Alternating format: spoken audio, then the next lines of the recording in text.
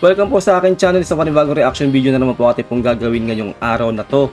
US President Donald Trump binabatikos ang China sa ginagawang war games ng Taiwan.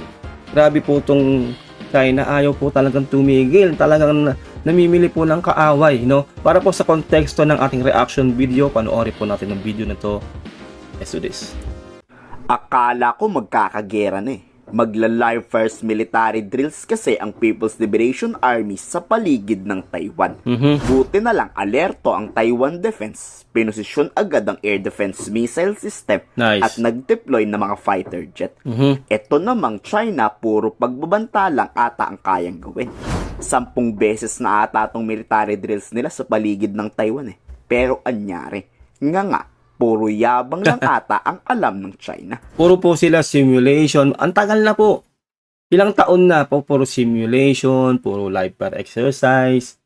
Hindi naman sila mapagsimula ng digmaan. Alam niyo na kung bakit. Siyempre, takot din sila sa mangyayari sa kanila. Ilang beses ko na pong sinasabi na madudumog itong China. No, kasi po, uulitin ko na naman, no, malaki pa po ang ating Luzon sa bansang Taiwan. Bakit po hindi makubkob o bakit hindi masakop-sakop yan ng China, 'di ba? Ibig sabihin lang po noon talaga, nag-iisip din itong China. No, yung kahihinatnan nila kapag sila nagsimula ng digmaan. Pero anyari, nga, puro yabang lang ata ang alam ng China. May caption pa sila sa social media na Taiwan is so beautiful and so close. Pero ayaw naman sakupin. Ang AFP at US Army sa EDCA sites naka-alerto naman. Pati nga ang US Navy Carrier Strike Group muling umalis sa Bao de Masinloc at pumwesto malapit sa Batanes. Baka kasi itong war games ng China mauwi sa actual o totoong gera. Diba? Ganyan katindi ang Amerika. Kumbaga alert sila. Bagamat live fire exercise lang yun, na baka pwede. No, pwede pagsimulan po yan talaga ng digmaan. Kailangan naka-prepare po sila at talaga po naka-angkla sila dun sa malapit, no, doon sa paggaganapan ng war games ng China dyan sa Taiwan. Ang naturang pagsasanay daw ay nakatutok sa Pilipinas, Amerika at Japan. Madadamay daw tayo sa digmaan kung makikisaw-saw tayo. Well, talagang madadamay po ang Pilipinas kapag nagsimula po ang digmaan. Dahil po, unang-una, kalaban din natin ang China at syempre kaalyado natin mga bansang yan, yung Taiwan, yung Japan at syempre lalo-lalo na ang Amerika.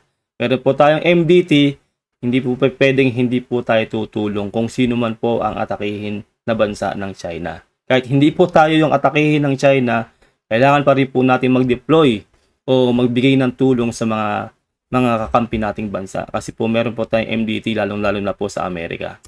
Huwag na daw nating tangkain pang manggulo. 这是对台独分裂势力和外部干涉势力的严重警告。 Di ba may ganyan sila eh?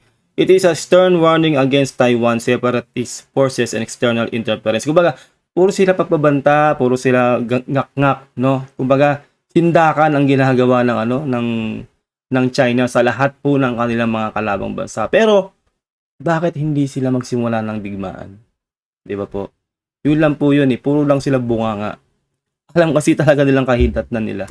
对台独分裂势力和外部干涉势力的严重警告，是捍卫国家主权 and a legitimate and necessary action to safeguard China's sovereignty and national unity. Puro sila ganyan eh, no? Puro talaga yung ang sinasabi nila kabaliktaran, no, sa kanilang ginagawa. 'Di ba? Safeguard China's sovereignty and national unity. Isipin niyo para ang dating dito sila yung naargabyado o sila yung inaargabyado. Samantalang itong China ang pasok ng EEC na maiisi. Sila po yung nalalamang, sila po yung nangaharas. 'Di ba po? Baliktad yung utak nila sa kanilang ginagawa. No, kumbaga, lalo na po yung mga Chinese citizen, no, kumbaga binubulag nila. No, binabaliktad kasi nila yung usap, kumbaga. Maling-mali po 'yun. 维护国家统一的正当必要行动。 Si US President Donald Trump naman nagsalita sa posibleng gera sa Taiwan at China. Pachil-chill nga lang si President Trump eh. Hindi daw siya nababahala o wala man lang daw siyang nararamdamang takot. Nothing worries me. Ika nga ni Trump. Has been doing naval exercises basically to test encircling Taiwan. Can you explain to us what your knowledge is of that? What do you think about that? They've been doing that for 2025. Worry you? No, nothing worries me. Diba? mismong yung pinakamalakas sa buong mundo na Amerika ay hindi nag-aalala sa ginagawang niya ng China. Kasi alam po talaga ng buong bansa o buong mundo na drawing lang yan. Drawing na naman. Yung ginagawa nila ng China. Kasi matagal na po nilang ginagawa yan.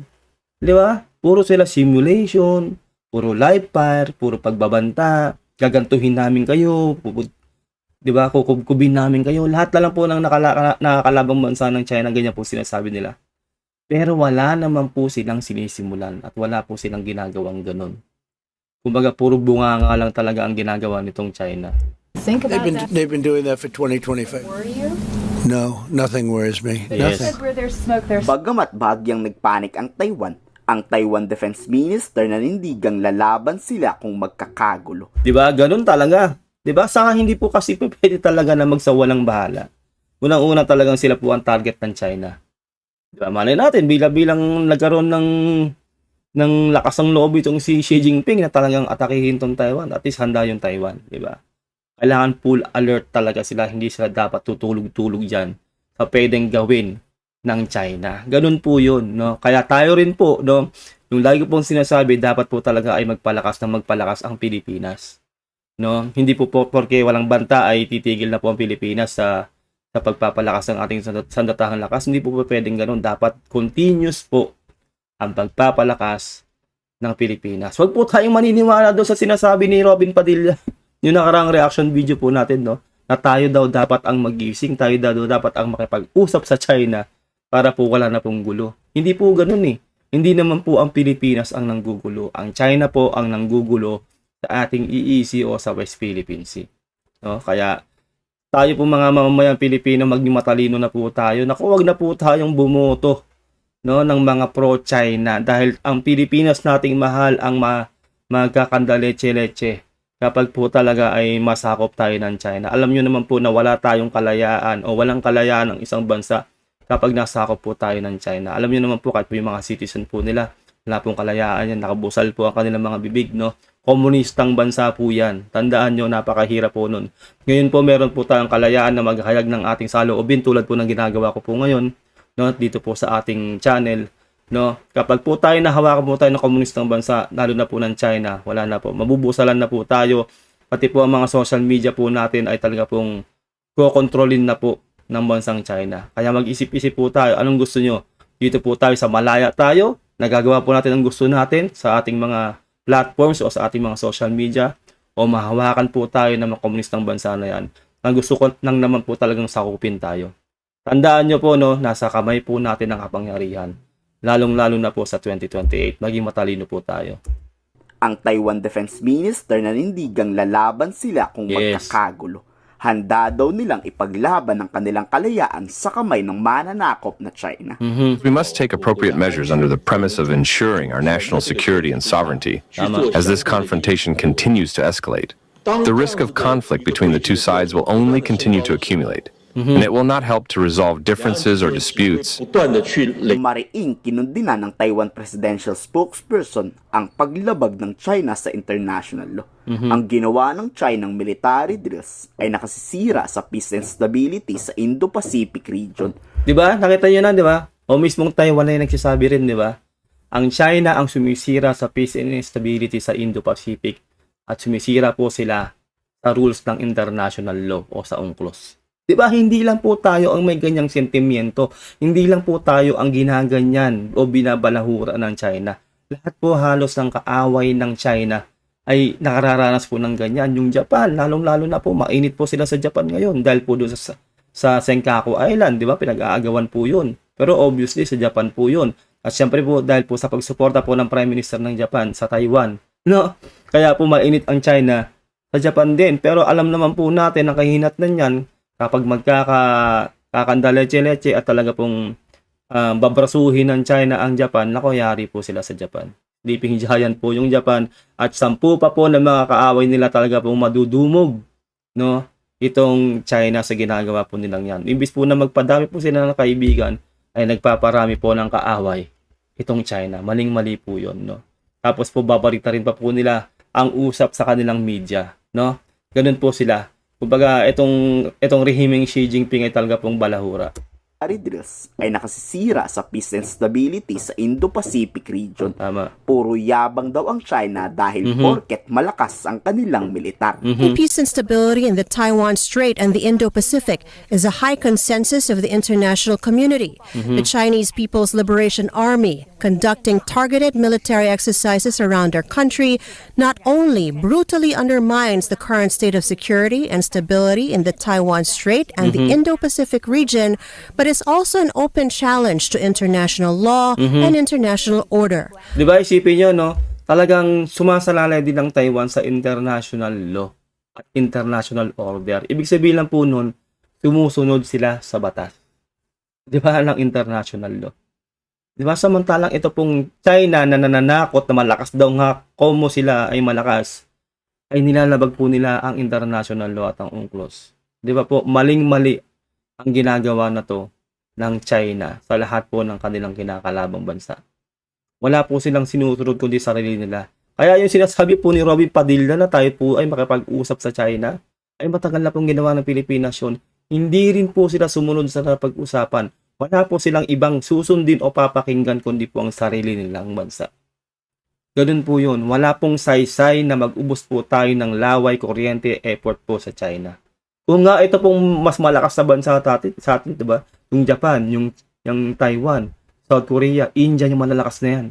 Hindi rin pinapansin ng China. Hindi po nire-respeto ng China. Tayo pa kaya na mahinang bansa tayo kumpara sa pesteng China na yan. Isipin nyo na lang, no? Kaya wag po tayo maniniwala dun sa mga propaganda ng mga pro-China. Binibilog po at inaano po ang mga utak natin, no, para po suportahan po natin ang China. Hindi po, maling-mali po yun. Kung Pilipino ka, dapat pro-Philippines tayo. Diba po? Doon tayo, ipaglaban po natin ang ating soberanya, ipaglaban po natin ang ating bansa. Dapat po wala na pong makapasok sa gobyerno natin ng mga pro-China na magiging leader natin, lalong-lalo na po sa 2028. Mag-isip po kayo, magiging matalino po tayo sa pagboto. Dahil po ang ginagawa po natin na pagluluklok sa mga pro-China na yan po ang simula ng paghihirap po ng lalo ng ating bansa. Kapag po talaga maposisyon po sila dyan sa ating gobyerno, tandaan nyo.